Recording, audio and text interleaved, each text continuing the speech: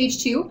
And this is really a bit different format from what you're typically probably used to seeing in webinars. We had kind of talked a little bit before about maybe doing this more informally, almost like an interview with Dr. Fagan, and talking a little bit about her thoughts around assessment.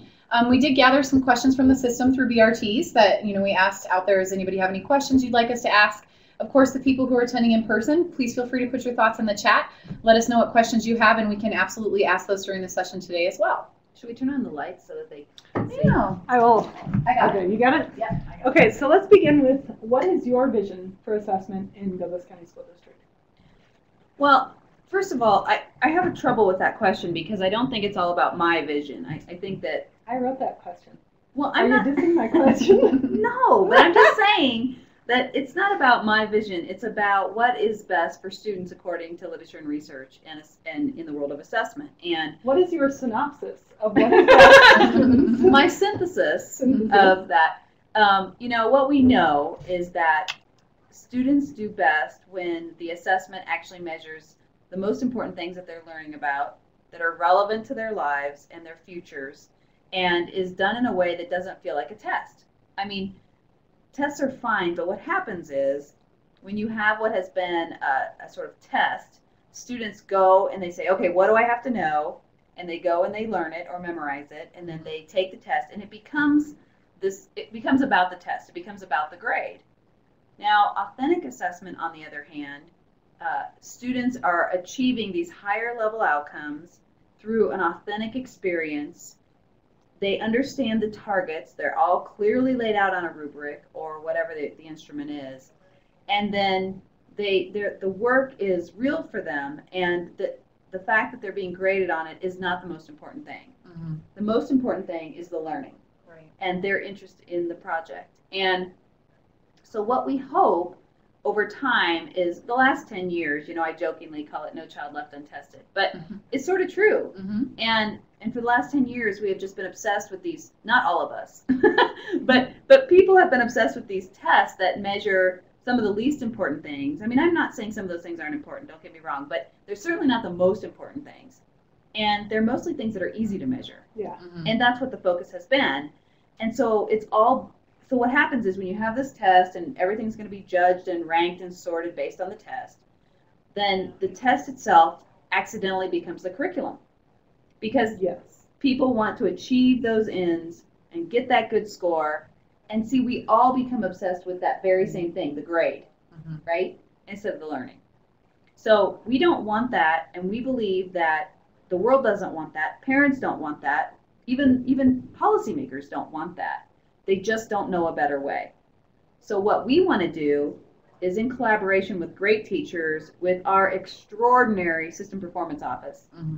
Those people are incredible. They are. Yeah. So great teachers in collaboration with System Performance Office will work to create real assessment, real learning, and real learning being measured in a way that can show policymakers and all of these folks who are well-intentioned, we think, the right way to actually care about accountability in education. That it doesn't become the end, it's just part of the process. And so, students who are working on big projects are not sitting there thinking about, how do I do this project so I get an A?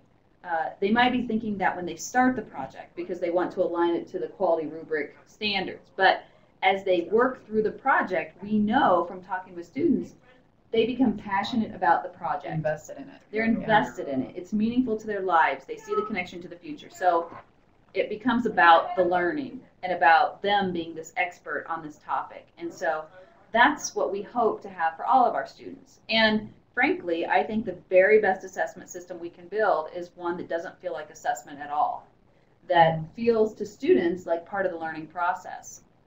And I think that's where we're headed. We recognize, though, that we've gone through 10 years as a profession with this focus on the micro level stuff, and we've done this drill and kill and try to get the micro level stuff done. And so we can't go from where we are to what I just described. That's too much of a level change. So we're trying to step into it. So instead of going from where we are to authentic assessment, we're saying, well, let's go from where we are to quality assessment, then to performance assessment, and then to authentic assessment. So SINA, Dr. Morgan, has created this stepping stone or scaffolding up that sort of moves us in that direction every year. And this kind of your conversation, what we're talking about right now, is sort of leading into the next few questions that we had.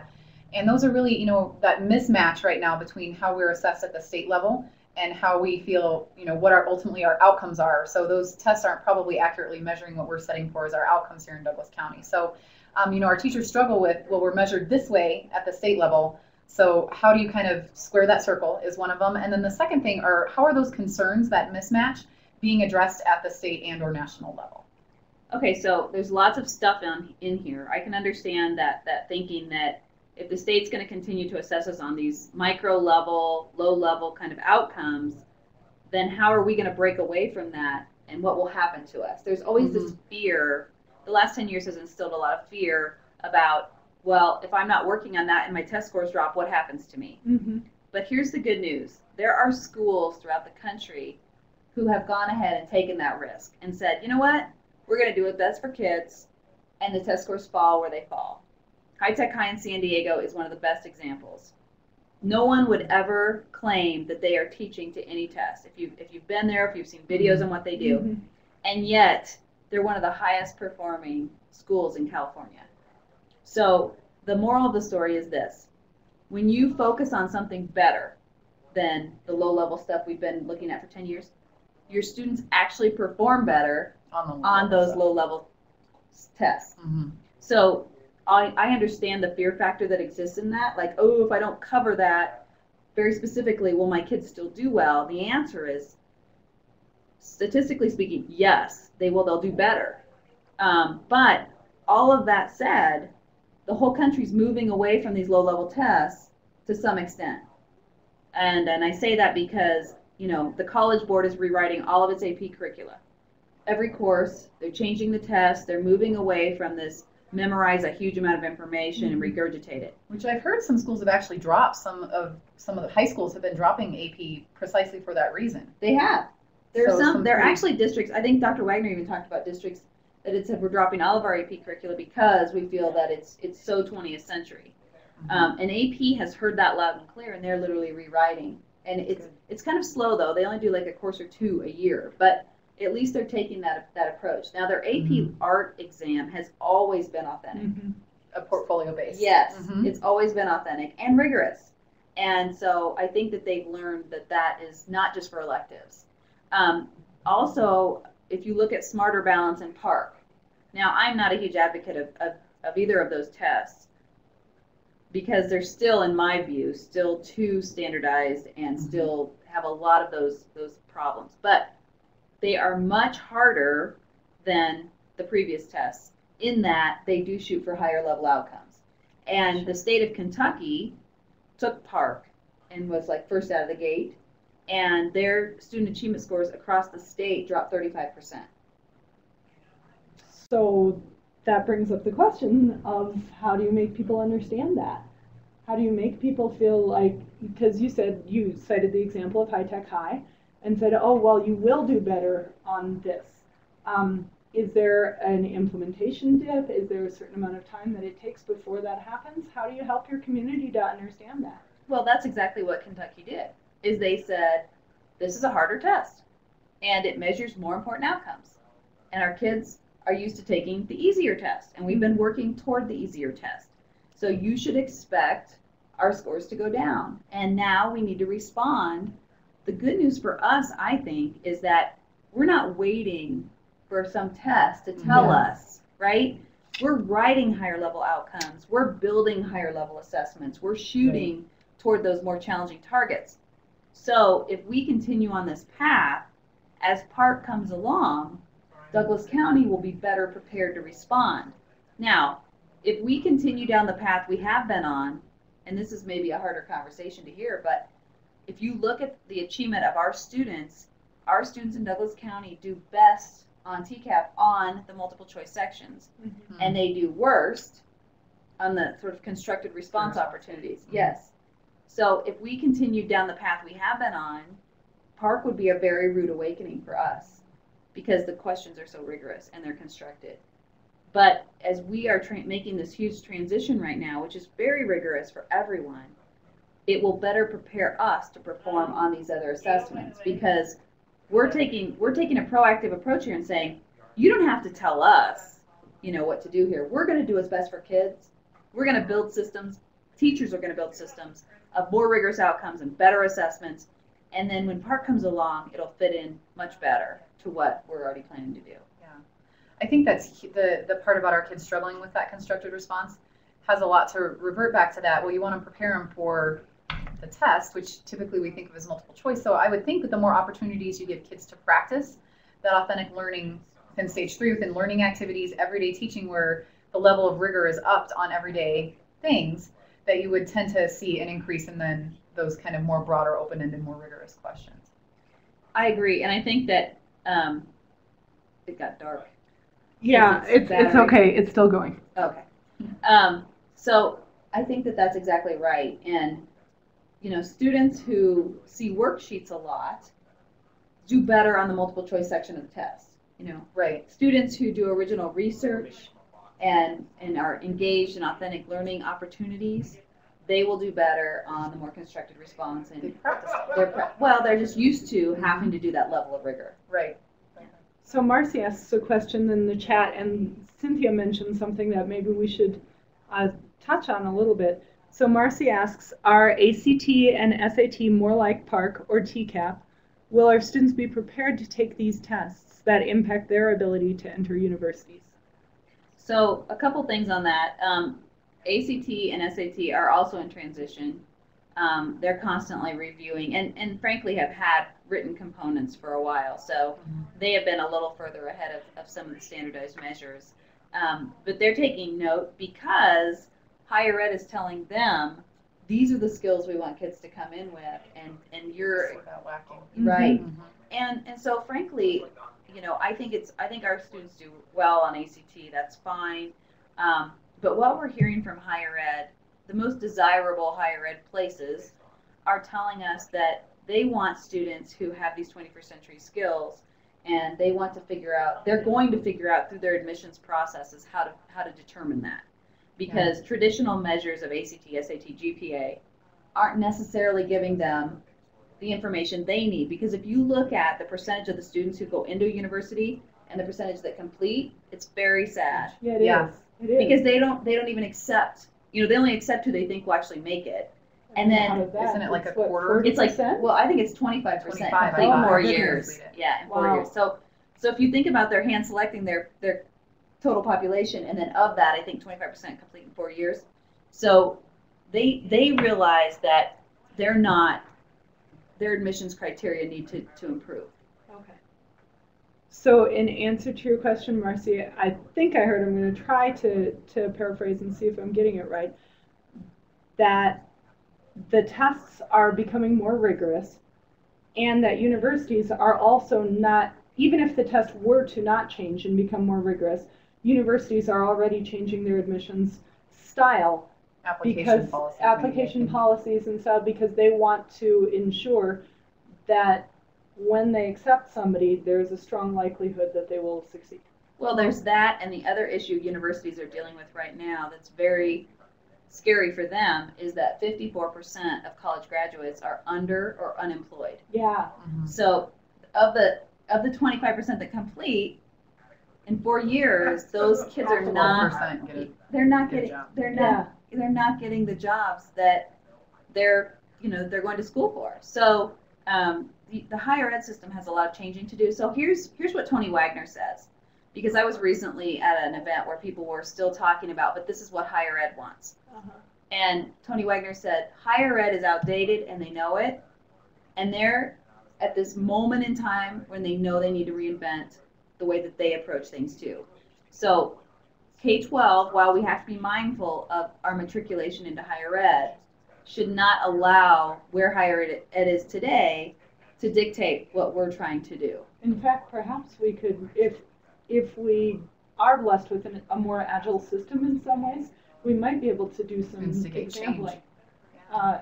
Exampling, yeah, I think that's a word. Well, and I if love you wanna, in Tony Wagner's book, he mentions the idea of e-portfolios, which we're using with teachers, and he also mentions it for students, is that He becoming does. maybe a way for students to show a more rounded view of themselves to Body of universities. evidence in that way. Yeah, to provide a body of Exactly. evidence of best works of their highest quality thinking. Well, and what a and- better way for a university to get a better look at a kid. you know? Absolutely, and that's why universities have, I mean, maybe they don't want to say it out loud, but they've said it to me. Harvard, Yale, some of these universities, they say, look, we take IB diploma kids first, Uh-huh. and the reason we do it is because of extended essay and community action and service, and just the rigor and the way that they approach learning is so much deeper. Well, and the difference between AP and IB, because I taught a few IB classes at Thunderbridge, is you have that body of evidence throughout the course. There's certain things that you do all along, interim benchmarking type stuff, and it's not just the one test at the end that measures everything. There are certain outputs and ways that kids are assessed that are really kind of true to the course outcomes and objectives. With Spanish, it was all about communicating and how well could you do that, and you have to show that in multiple ways. And the tests are much more rigorous too, a lot more of that free response, not as much of the constructed, the emphasis on communication, not as much on the grammar. So I can definitely see That's exactly why that right. aligns better with what they're looking for. Yep, and in fact, Harvard and Yale sort of will say, if they're telling the truth, they'll say, look, every kid that applies to us has a 4-point plus, has a really high ACT score. I mean, that's who we get. That's who applies. So how do you differentiate from there? We're looking for the kids with the most authentic experiences that they can demonstrate. And I think that's where the e-portfolio piece is a really powerful tool for a student who wants to go to a school. And it could be CU Boulder, but I'm just saying it's a really powerful tool for them to say, look what I've done, look what I've accomplished, and this is who I am, rather than just these are my grades. And I think a lot of our kids are really doing pretty incredible things anyhow in their lives outside of school. So one of the themes that I've been hearing from this conversation is how do you take what school is asking of them and combine it with their own passions and provide them with the skills and the tools to document that and paint a picture of themselves as a learner in all venues of their life so that they gain skills in areas where they are lacking, but where they can also demonstrate skills in areas that even outside of school that they're already excelling, in which they're already excelling. You know what I mean? I do. I feel like sometimes, I feel like I would, as a secondary teacher, learn these things about my kids, that they were these superstars in X, Y, or Z area that I never would have suspected because of how they behaved in my class. Their performance in my class, not necessarily behavior, but performance in my class. And I think that if I had been able to structure some of my assessment a little bit more around skill and around authentic tasks, they would have just inherently brought in some of that expertise, and I wouldn't have been as surprised. Yeah. I think it would have been enriching for me as a teacher to know my kids better in that way. Let's see. With DCSD going to pre-K-12, how does all of this fit with the pre-K group? So Karen asks. Yeah, that's a great question. So, you know, I joke with community groups when I meet with them about when I went to kindergarten, it was the wooden kitchen, the plastic eggs, and the Mickey Mouse thing that I took a nap on, right? But with the touch technology of iPads and iPhones, we've realized that young children learn much earlier and much more deeply than we ever thought possible. And so as we're looking at pre-K through 12, we're talking about what is the right learning at the pre-K level. What are the right outcomes? That's where you have to start. You have to start with the curriculum. And the curriculum should be, if you have a test tube that fills up to 100%, the GVC should maybe be 50% of that, and the other 50% comes from the unique needs of the students in that particular classroom, so the teacher adds that in. So the GVC is, again, it's 50%, it's a big picture, it's what we want these kids to know and be able to do by the end of the year, but there's a lot of space for teacher empowerment and discretion because we want to make sure that's built in there. With pre-K, it's unique because we want to have that same curriculum for pre-K. What is it that 3-year-olds and 4-year-olds should know and be able to do? But we don't want pre-K to look like second grade. And I hate to say this, but I visit a lot of schools and I have seen pre-K that looks like second grade, and I think we're missing the boat on that. So I get nervous when I say kids can learn earlier and deeply and all these things, because I'm worried that people are going to then just want to pull the curriculum down to meet a lower level, and that's not what I mean at all. I think we all agree that pre-K should be all learning through play. Every part of it should be learning through play. So the idea is, what are the outcomes that pre-K students should be able to explore through play in our system? And frankly, I don't think we have that identified in a way that we should yet. And so we need to do that work. Sounds very Montessori. You know, it is Montessori, and I'll tell you, the thing about Montessori is, I wish I had the list in front of me, but if you ask where Bill Gates and Steve Jobs, and there's like this huge list of people, and they all went to Montessori schools. And I think one thing we've learned is that more play, and as Tony Wagner puts it, play with passion and purpose, is equals deeper learning for the long run and much higher levels of creativity and innovation and social collaboration. When you take little 3 and 4 year olds and you sit them on the carpet and you make them do letter sounds, you're taking all of that away. So I think that we have to really get excited about what we can do in pre-K, but not try to make it look like second grade. But you want that, this returns back to your theme of authentic assessment. What can they authentically do, and what can we observe, and what can we aim for with purposeful play, and with thinking, well, what does a kid this age naturally do, and how can we capitalize on that? Well, they're so curious. Yeah. You know, I mean, yes. Yes, they do that. Well, and me too. I have, my little 2-year-old Olivia. Yeah. She has a plastic fish bowl that I paid like $1 for, and all these different medicine droppers and all these different containers. And I completely stole this idea from a Reggio Emilia school where they had stations set up, and they let the kids literally move water from one place to the other, and they're literally exploring the concepts of volume.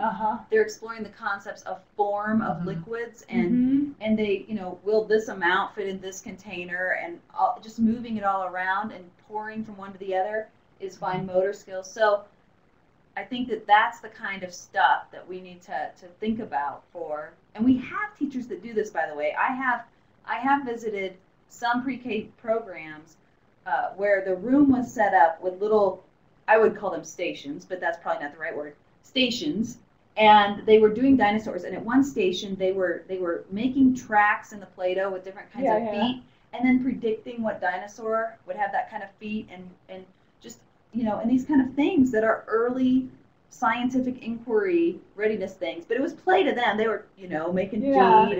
Yeah, but it almost makes me think, I wonder if in some ways some universities, not universities, museums, or like kids museums are a little ahead of us in that way. Like the Denver Museum of Dinosaurs. Yeah, that's or we went interesting. up to this dinosaur resource center in, I don't know, it's fabulous, but I don't remember where it is, of course, here in Colorado, and they had a lot of that kind of stuff, and you dug for bones, and you looked for all these, it was very hands-on, it was learning play. I wonder how that could be expanded up the ladder, too. It should. Don't It you absolutely should. It absolutely should. Learning should feel like play. think? That's that passion bit. Passion, play, and purpose. I just think about relating it back to Spanish, and when I did the years of teaching with the total physical response storytelling, where it was really more about telling stories and acting them, role playing, how engaging it was for the kids. But I mean, part of the thing with that too is that you make All it in the fun and interesting language. because you include the kids in the class Right. as the main characters in your story and that type of thing. Right. I am intrigued by the idea And as it's a like dress up secondary corner in teacher. Spanish in high school. Yeah, You know what I mean? Yeah, as a secondary teacher, play is not really something I'm good at. I am intrigued by the idea that I could learn as a teacher to play meaningfully. I'm intrigued by that too. It's more of an engaging learning environment, really, when you start Yeah. to think about it. But I mean, you go to schools and you go to classrooms, right? There are some rooms you could just stay in forever. Yeah. Because it's fun for them and it's fun for you. It's just Yeah. fun. And I think that's a huge sign of what's happening. And there's other rooms you go in and go, oh man, I put in my time. I'm not doing this again. I did my memorize, regurgitate, and dump story. I'm done with this. But I think that, all joking aside, we've had 10 years of this, teach this, test it, that. So we're breaking free from that, and I hope that it feels really good to people and is very engaging to kids. to return to that sort I think of it's very thinking. liberating, but also I think people are it's scary because they've been so Yeah. tied to that for the last I 10 years. It's a know. hard I know. hard I thing agree. to work through. So, what would you say that our district is currently doing or should do to help teachers create, find, use common assessments that are the quality? Because you mentioned Dr. Morgan doing the stair step, the scaffolding for us for first maybe we focus on quality assessment, then performance, and then authentic. What are we doing to help teachers with that if that's not something they've been naturally doing? Well, there's no question that this year we have had a very strong focus on outcomes or GVC. Yeah, kind of because stage one. yeah, because the moral of the story for every single person that goes through backward planning, right? They all come out saying the same thing. If you don't get stage one right, it's all over. Yeah. Right. I mean, that's it. Yeah. So there's no question we've had a focus there. But there are teachers that are part of the pilot that are building their balanced assessment system this year to use. And there are other teachers who are building it this year because they need it next year. Yeah. And so I know that Sina and Justin have been working with the balanced assessment advocates, BAS advocates, that are in our schools. And I would encourage people to go to that, to that person and stuff. Now, if I were still a principal, I think about this a lot. If I were still a principal, I would definitely encourage at secondary content teams to be working together to build just at least one quality assessment that they really felt good about. Mm-hmm. Okay, we're all going to get together as biology teachers, and that unit we do on genetics, we're going to build one quality assessment and take that rubric that Sina has and put it together and measure. We should link that in the chat. Yep. Yeah. Working on it. Yeah, so Sina has a rubric. I would pull folks together and say, choose any unit, don't care which one, preferably one that you're working on a backward design for. But if you're not, that's all right. Just let's roll up our sleeves, get our hands wet, Right. dirty, whatever, on building one quality assessment, and let's do it together. And I think some people really excel at this, Mm-hmm. and other people struggle with it, which is very normal with human, different challenges of humans. And so I know that Chris Funk is a shared person between Center for Professional Yep. Development and Assessment, and her role is literally to train and provide PD to teachers on quality assessment, performance assessment, authentic assessment. So I know all those pieces are coming together. That's a small little job. It's a small drop. Tiny. And the other thing about it is, if I were in elementary and I were a principal, I would say, okay, kindergarten teachers, get together, choose one thing from the GVC, because their GVC 2.0 is at least drafted, so they can get that. I would say choose one thing from the GVC and build a quality assessment, and let's look at it, see it, let's send it to Sina or Justin and say, how do we do? Let's get on the bike and ride down the road and see if we fall off. That's where I think we have to start with this. And this is a lot like a backward design unit. Once you do one really well, it's like, oh my gosh, I can do this. You see, she resisted using her "it's like the pill in the Matrix" analogy that she usually uses because I still have not seen the Matrix. Yeah, Once you see the idea. movie, Liz, we can Yeah. use it again because Yeah, there we go. There we go. No, I actually heard somebody refer to it again the other day on NPR, and I was like, I've been surrounded by these people. I'm feeling such pressure. It's all good. Yeah. You actually might like okay. the movie too. Yeah, I mean, it's there not- is it's kinda that like as a pop culture possibility. thing, Yes. So should I take the next one?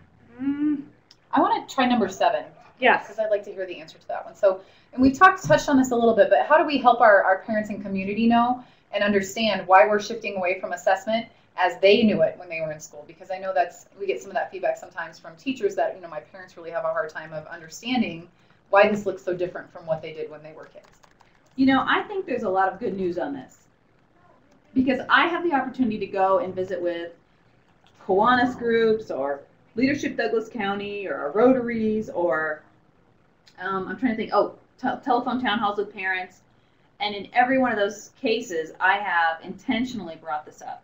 I've talked about new outcomes. Well, I start with flat world, digital native learner, show the iPhone baby. Then I move on to these are the outcomes Microsoft, Apple, Google, want. And then we talk about Henry Ford. Here's what Henry Ford wanted. What do you think that, Apple and these groups want? Okay, which one do we want to prepare our kids for? And parents get it. I mean, parents and community members get it. They say, oh my gosh, yes, we are preparing kids for Henry Ford, but we need to be preparing kids for Google. And Google says, I don't even care what you know. I'll teach you the content, but I want you to be a critical thinker, a collaborator, creative, a problem solver, resilient, and these things, Googlers. And so, I mean, this is how they describe themselves. And so when you lay that out in front of parents, and it doesn't take that long, they are very reflective. Our parents are very smart. They're very engaged. They get it like this. They go, oh my gosh, yes. Thank you so much. I get it. And when Tony Wagner, he was on the phone with our parents. We called all 80,000+ households. Tony's on the phone with them. We have thousands of parents on the line. And he says, I think education in the future needs to look more like Boy Scouts, where you badges. I love badges. Yeah. He's like, the camping badge, right? You have to be able to set up a tent and start a fire and da da da. And he's like, put your badges in your e-portfolio. Right. And so he wants it on your transcript, your badges. So he's like, I think the future looks more like badges and less like grades. And I thought, we are going to get a million questions in the queue. Like, no, we have to have this. And I was stunned at the number of positive parents that were just chiming in on and calling in and asking questions. Only their question was, I love the idea of badges. When are we going to do that? Yeah. It was crazy. So my answer to that is that it's going to take all of us. We have over 80,000 households. So it's going to take all of us, and we're all going to have to tell the same story to parents. Flat world, digital native learner. These are the outcomes that the world really wants from your child. If you want your child to compete on a world stage, these are the things they need to know and be able to do. And in order for us to develop these things, including risk-taking, we have to sort of shift some paradigms and not prepare kids to work for Henry Ford, prepare them to work for Mark Zuckerberg. And it really is a very quick conversation, but I encourage every parent or every teacher, and I read all the emails from my kid's teacher. And I would encourage teachers to feel comfortable to start to tell that story to their parents and show. I mean, I'd love this if teachers felt comfortable saying, as you know, children today are different, born with technology, blah, blah, blah. We're preparing them for this world we can't predict. And as such, here are some things I'm doing in my classroom. Because parents are asking me, when am I going to see that in my classroom? And I could possibly answer that for 3,400 teachers, Right. But I think that we can start to have that conversation. And I just want people to know that wherever I go, I break the ice, and talk about it and share all the details so that parents don't get whiplash if a teacher moves to a project-based learning. But, we have some schools like Sage Canyon that are heavily embedded in project-based learning, and their parents aren't pushing back. No. Not at all. So the good news is it's a lot like High Tech High in the state testing. The kids perform higher. The good news on this is parents actually like it better. That's great.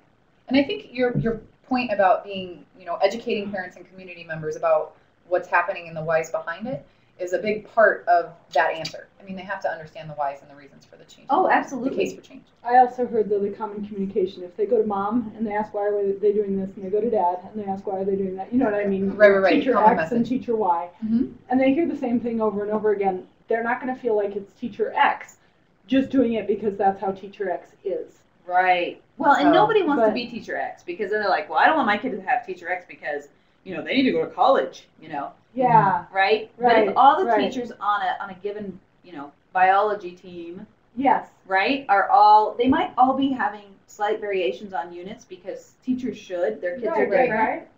But if I'm at my coffee clutch and my best friend Martha and Sarah are like, yeah, my kid's doing that too, all of a sudden I'm like, okay, Yeah. So that's challenging for pioneer teachers because I was in the classroom, I was always running with scissors. I wasn't doing the cookbook labs, and we weren't reading the chapter, we weren't doing that stuff. And the biology teachers down the hall were, and the chemistry teachers down the hall were. And so I was young and new and thought, ugh. But you know what? Here's what happened is the kids went home and said, that is better. I like that better, and I want to be in there.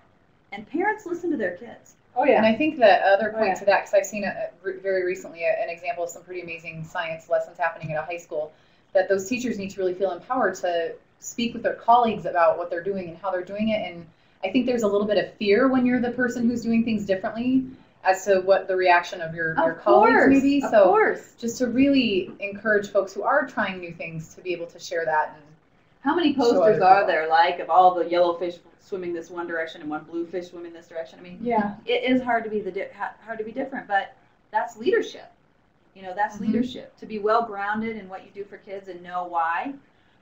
And I think part of that story also is talking with your building administrator or whoever and saying, this is what I want to do for assessment. I'm going to try this out.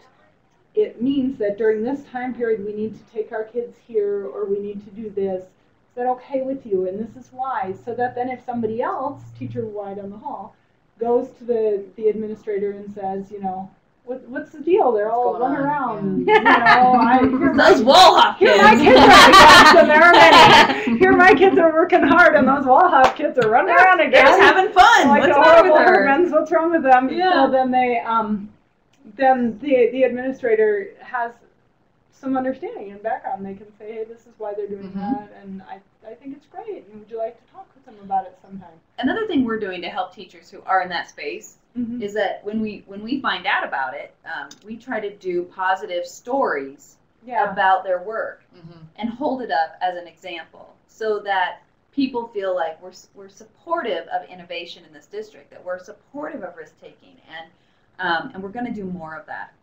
And I think a little bit, even just a little bit of recognition. It's a really hard job. It is a really hard job. I think people, you know, parents can be wonderful and they can also be really challenging, and it's nice even just to be recognized for a minute and say, you're doing the right thing. Keep the faith. You know what I mean? That's tough. We had a question in the chat. How do we implement a new district assessment program that other districts aren't on board with, that's not similar to what you would find in other districts? Doesn't that create similar problems with No Child Left Behind flaws about having inconsistent assessments throughout the country?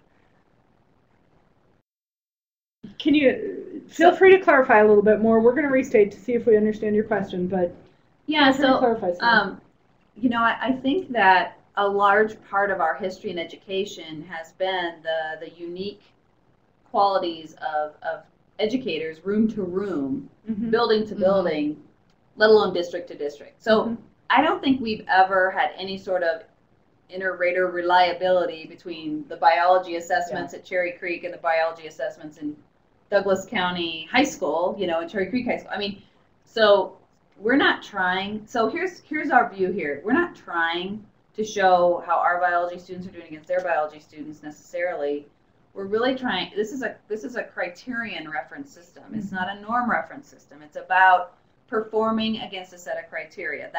We want to be very clear with our students. These are the things we want you to know and be able to do. This is how we're going to know. And we're going to very transparently say if you do or not to you and your family in all the appropriate ways.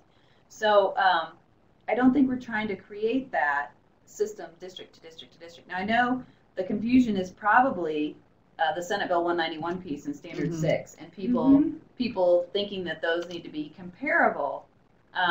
But with the CDE making TCAP or PARC, whatever the case may be, no required percentage or a small, you know, and different districts are going to weight it differently. And Colorado is a big local control state.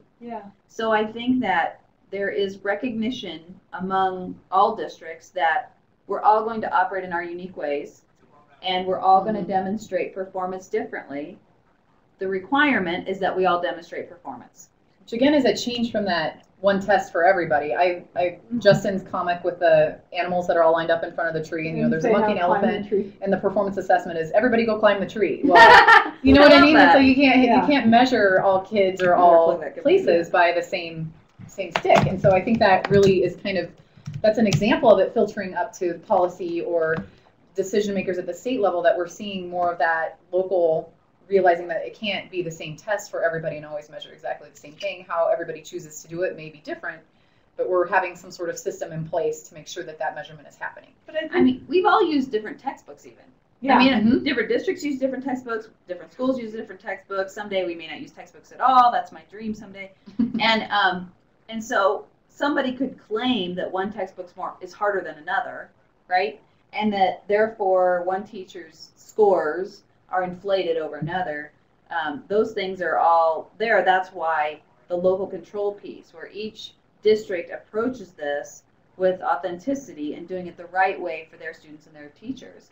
And then from there, we go forward. But I think maybe implicit in that also is where are we going to find that commonality within our district? And that refers back to the link that I posted in the chat earlier, that the Systems Performance Office has said this is what quality assessment looks like. Right. This is what performance assessment looks like. This is what authentic assessment looks like. And if you want something to be in Standard 6, then my understanding is that you say, hey, for our building, we got our little group of people together, we made this assessment that we're really proud of. We do send it to Sina or Dr. Morgan, and we do say, this is, what do you think? How does this rate? We looked at it according to your rubric. We think it's pretty good as the expert. What do you think?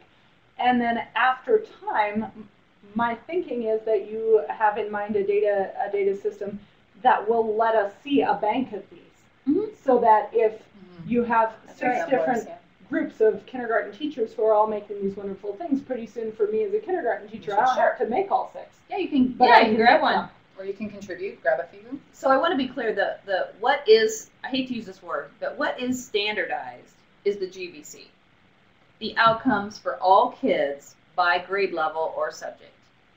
What is not standardized is the means by which they attain that learning and the assessments, as long as they meet the quality criteria. So we have created a standardized curricula that we all are committed to, no matter the approach we use, Artful Learning, Reggio Emilia, Back to Basics, whatever.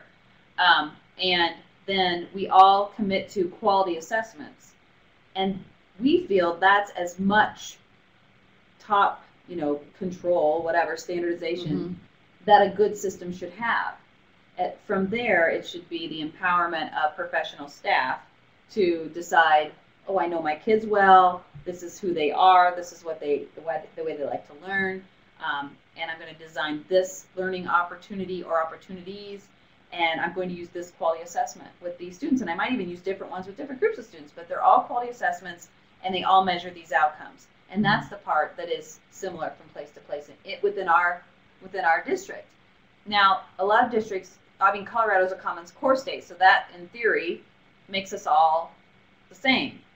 But Douglas County is going above and beyond Common Core, and I would imagine some other districts are too. I don't know what they're doing, but I would guess, I think Boulder is. Jay McTighe has talked with me about the work he's doing in Boulder, and I believe they're going above and beyond Common Core. So Douglas County and Boulder have above and beyond curriculum. Maybe other districts don't, I don't know. But so there is a sort of low bar standardization, but certainly there's no high bar standardization, and that's good. And I think we'll still see some, and maybe part of this is what the question is getting to.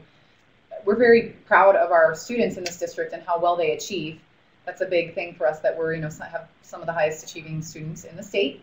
And so that idea of being able to continue to have that ability to compare how we're performing with kids around the state will always exist in some form as of now with the state assessment. So maybe that's what the question is asking too. So there'll always be some sort of state stick that measures all of us. It may be a question more also following our graduates. Well, in state to state, we've never had state to state norm tests. Right?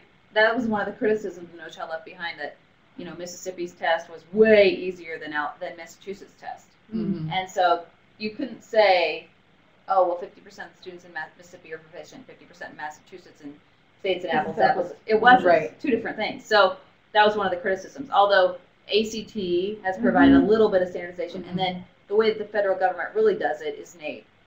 And NAEP is a federally given assessment. They hand select, actually they randomly select certain schools and certain groups of students within schools, and they test across the country the same test. I have never heard of that test. Is that similar to the one that they use for the international one?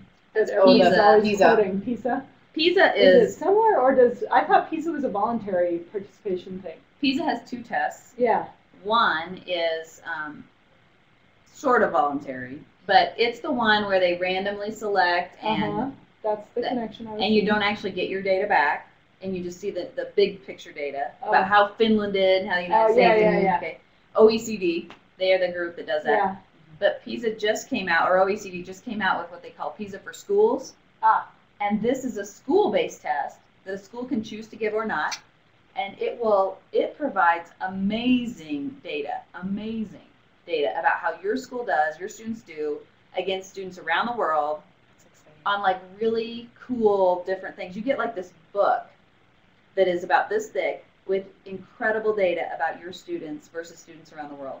It is really good. Is it what you would call, talking back to that criteria again, is it what you would call an authentic assessment? It is.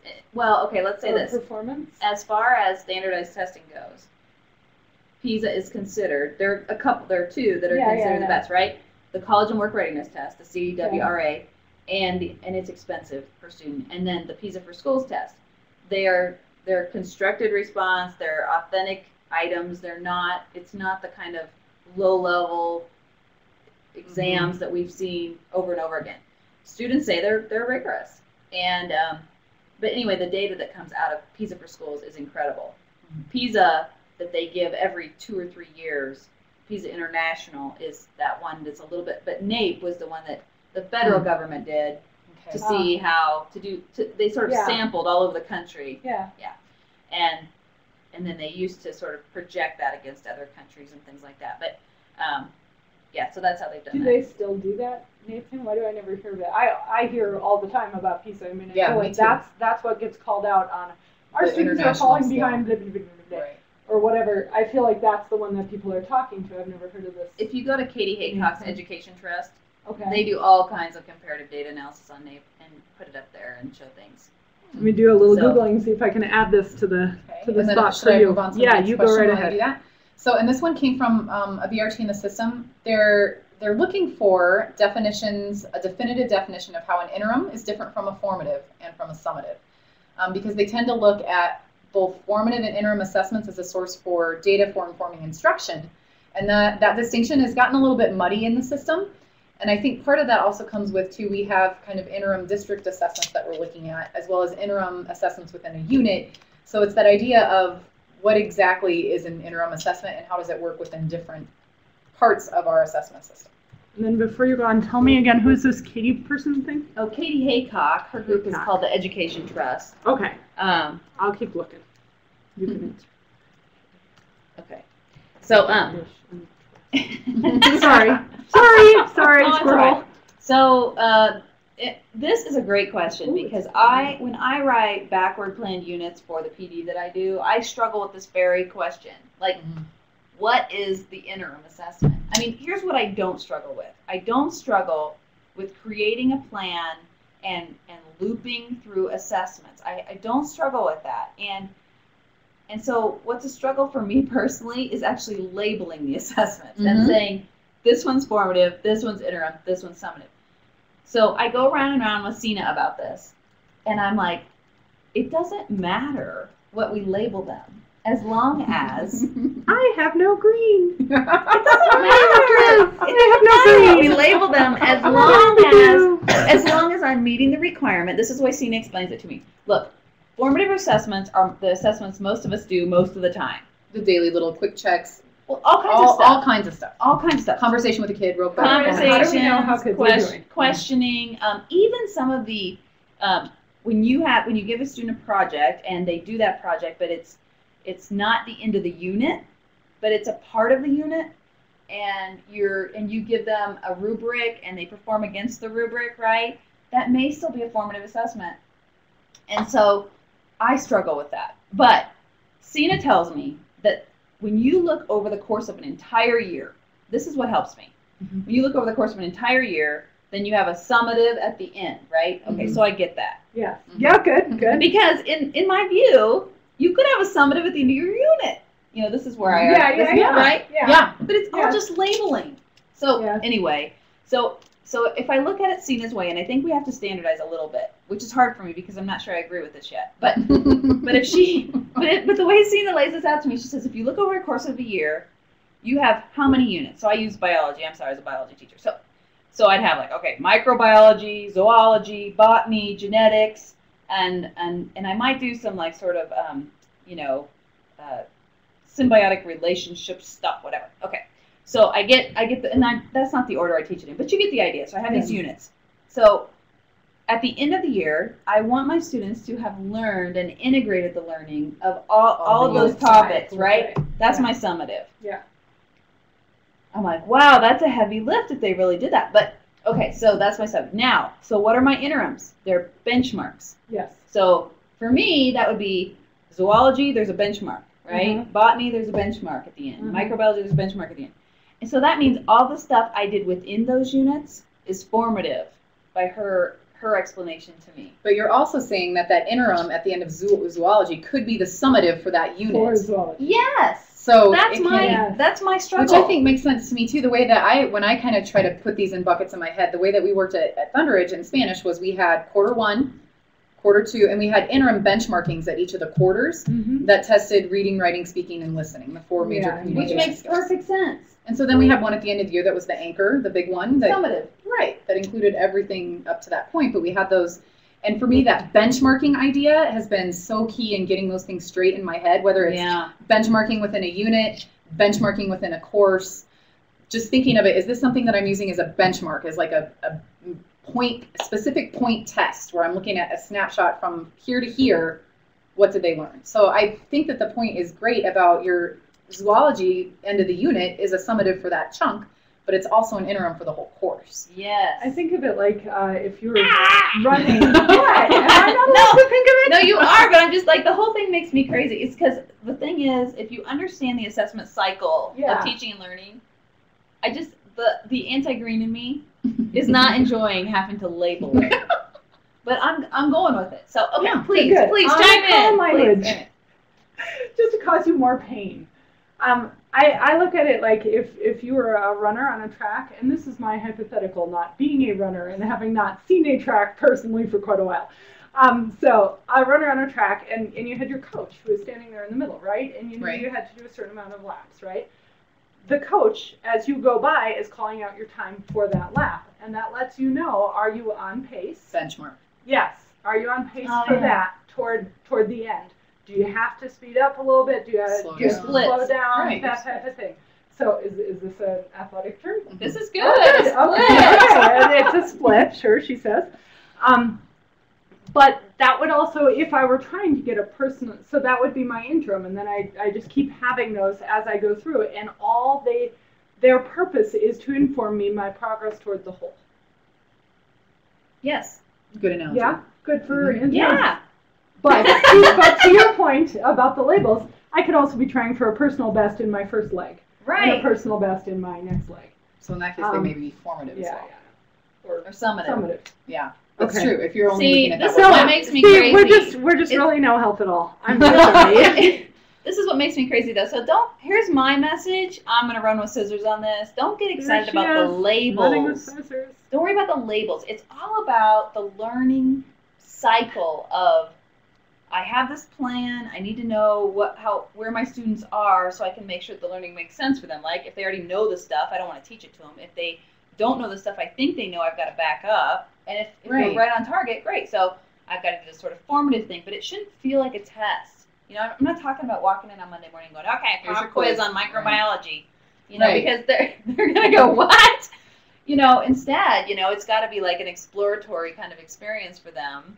You know, that they reveal through that experience their basic knowledge or lack thereof in microbiology. But that also goes back and connects nicely with what you were talking about, a criterion reference system. Mm-hmm. In that, you could be showing at the interim to the students or the participants, if they're adults, you know, this is where we're trying to get at the end. Here's your progress so far. Absolutely. You're doing great. And perhaps you should even do such a thing. And I think the most important thing that I always think about with assessments is when, in my BRT, when I first started at Thunderidge, had this great thing, and Liz, you've heard me say it like 80 times, but she always said, if all you ever do is a summative assessment, it's the equivalent of never going to the doctor ever and then them doing an autopsy on you at the end of your life. Like there's no checkpoints along the way to help you feel better, do other things. And so I think that's true. You don't want to just be autopsying learning at the end of it. you want to be monitoring it as you go along so you can fix things, adjust things, change things, add things. Coach them differently. Right. So I kind of have always thought of that analogy is you don't want to be the autopsy at the end. You want to be checking for wellness along the way within a unit. So we have done, I just want to say, no dead students. No. I just said, here we are, we've done an athletics analogy, we've done a medical one, and we've done a biology one. Health and wellness, it's a 21st century It is. skill. That's right. We've We've gotten the gamut. And speaking of which, we're at about time to We're at about 5:27, and I did promise that we would show people how to. Thank you, Karen. What did she say? Great analogy. Oh, okay, so positive. And by the way, this one right here, in other words, as a district, our outcomes will still be measured on a national comparison, but the way we get our students there can be through different teaching methods. Yes. Okay. Yes. I'm sorry, I missed that earlier. Differentiated means. Yes. Yes, I would agree. Can you read aloud? Marcy says one of the challenges with interim is how do we remediate for it if students perform poorly? Or if an even bigger challenge, I think, is not if students as a whole do, but if this little group does, and everybody else is full steam ahead, they're right on pace. Or what about your people who are way above and beyond that too? But this is the beauty of a student-centered, sort of project-based environment, because you don't have to pace everybody the same. Yes. You know what I mean? Like they can continue working forward on whatever your next thing is, even if this group doesn't. But the other thing I love about interim is historically, if you fail biology, you retake the whole course, right? But sometimes kids only failed like microbiology or just genetics or whatever. So if we truly believe in competency over seat time, then why are they retaking the entire course for the microbiology part? Right. You need to remediate the microbiology part. You know, and you and I need to work on this either through an online relationship or a blended relationship or whatever. But it's about competency. Now the problem with courses that build, and certainly biology can build, and a lot of math courses build, is that if they fail that chunk in the middle, you cannot keep going. You can't keep going, and so. That's why I think if we move away from whole group instruction being the key delivery or majority the norm, right? If we move away from that, then we're freeing ourselves to say, you know, we need to continue on with microbiology for you, you know, and nobody else has to know that. Yeah. Because we don't make him go sit in the blue desk in the back, you know, because he's still on microbiology and the rest of us are moving on. Yeah. Right? It doesn't matter. We're all just still working together and moving forward. And maybe at the end of the year he's not done, but that's okay because we'll just extend it through the summer and do remediation that way. She'll extend it through the summer. You're out of here. I didn't say I was staying with that person. You heard her. If you have a student who's not doing well, you heard her. You have to stay. No. What I meant was for the people that who want to work in the summer, who teach and are certified in biology, they would collect up those children and continue on with them through the end. But that idea of unboxing courses that way is very unusual in terms of how our current system works, like having it pieced up into different parts. I mean, that would be awesome. I will have it be noted to our audience that I have been trying to redirect these two so that we can get to closing up the course since it is in fact 5:30, and they will not listen to me. So they can keep going, and you just know that I'm on your side and they're not. No, we're totally on your side. Oh yeah, totally. We'll shut her down. Legal legislation and the way we grant credits to it does, Marcy. Yes, it does. I am open to that conversation. I think we have to start talking about competencies. I think we have to start to say, what is biology and why do I have to know it? And if I can boil it down to the units, as a teacher, it helps me a great deal in the notion of backward planning to be able to see the entire year and know that I'm going to start with microbiology because cellular organisms are the building blocks of all things. So that does make sense. And then move on to plants and then animals and then genetics, which should be kind of threaded through, which that would come to me if I were doing this correctly. And so if I did this the right way, actually I should probably start with genetics, right? So if I started with genetics, I'm building the course right here in front of you. So I started with genetics. I'm going to microbiology, now botany, then zoology. I see the course as a whole. I have to build a backward planned unit for each of those things I mentioned. I'm going to thread creativity, collaboration, critical thinking, communication through all of them. Balanced assessments throughout. Balanced assessments throughout. And now I see the big picture of my course. If I can explain that to my kids, oh my gosh. Yeah. Well, and somebody mentioned at the beginning, and here I am messing with the time. Jeez, Liz. I know. Well, just tell them that you're welcome to Cynthia go. said not good for my green brain. Cynthia said that, and I think that this actually speaks really well to a green brain and a yellow So brain. they can see the structure. Emergenetics, if you've done that. So that would be, yeah, you get to see all the big concepts, but you also get kind of a roadmap of how to get there. And if somebody gets off here, well, then you kind of know what to do. Those off ramps. Yeah. And you know the pieces and parts of what is biology. And we all of a sudden, what a credit is in biology is having developed competency in all of those parts in isolation and together. Hooray! Solve the problems of the world. I don't know about that. But I agree with Marcy. That adds a lot of questions about graduation, which I think are questions that need to be asked. So, in answer to a question from earlier on how do you get credit for this webinar, It's amazing. in all of its glory. Not amazing. Fabulous. They deserve credit for having to sit through us. They do. They do. So what you would do is you would make a new page. If you're a certified person, you would make a new page in your ePortfolio. And you would call it, what was this called? Assessment. Stage 2 assessment with Dr. Stage 2, Fagan, I believe. Stage 2 assessment with Dr. Fagan, but the big important thing to do is to put the date on it, because that way, even if we totally messed up on the name, you're good, because they've got the date. So put the date as the name of the page in your ePortfolio. Then look on the ePortfolio. Do you want me to post that link for the archive page where they can click on the recording that Bob will Sure. post tomorrow? Sure. Okay, I'll go get that. So while Tiffany is doing that, you have 3 questions that you need to answer about this on that page. And as you look to create that page, you'll see there's an option after you put the title in, there's an option for what type of page you want. And if instead of sticking with the standard web page, you scroll down and you look for a stage 1 webinar documentation page, there should be one that has 3 questions on it. Use that one, say create on your page, answer the questions, and then all you have to do is that's really go. close up. Sorry, everybody. Sorry, that's okay. We're seeing your face large. It's all good. Thanks. So then you will go to the page that Tiffany just posted here, find this webinar title, and you will put it in. You'll sign up for it in the course catalog. So there are kind of 2 pieces or 3 pieces that you have to do: make the page, answer the questions, and register for the course in the catalog. And that link that was posted Yes. on GovUguys, when the recording posts, Yes, it'll Marcy. actually take you to a Moodle course that has all these directions written down. Because if you're like me, you're like, okay, I heard the first 2 things you said, and the rest of it just went out the other ear because it is 5:30. So if you check that link right here that I posted, we'll have a link to the recording that also contains directions on everything we've just told you. And we will talk with our friend Bob, and hopefully that will be posted within the next day or so. In the meantime, you can get that portfolio page created and start thinking through the reflection questions specifically about stage 2, because this was a stage 2 webinar.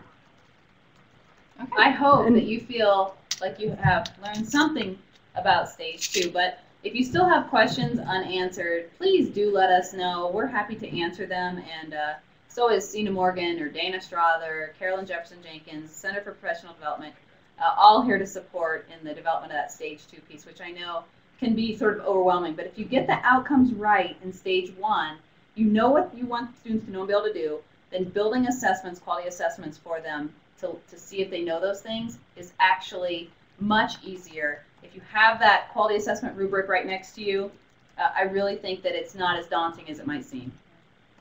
So to answer to your question, Karen, about classified, there is just a Google form for you linked on that page that you fill out, and it still has the same 3 questions about it. It's just you don't have to bother with the creation of the ePortfolio page. But again, if you have any questions, even on the mechanics of how to get credit, please feel free to let Tiffany or I know. You can ask Dr. Fagan, but you know. So Yeah, don't ask she me. kind of has other things to do, so she might not get back to you on that particular one. I'd try, but I wouldn't know the answer. So thank you so much for coming and for hanging out with us. And again, if you do have any questions or feedback for us, please feel free to let us know. And with that, I see that Marcy's typing. So after Marcy's typing, with that, we bid you a fond adieu. Bye, everybody. Thank you, guys. Bye. What did you end the recording?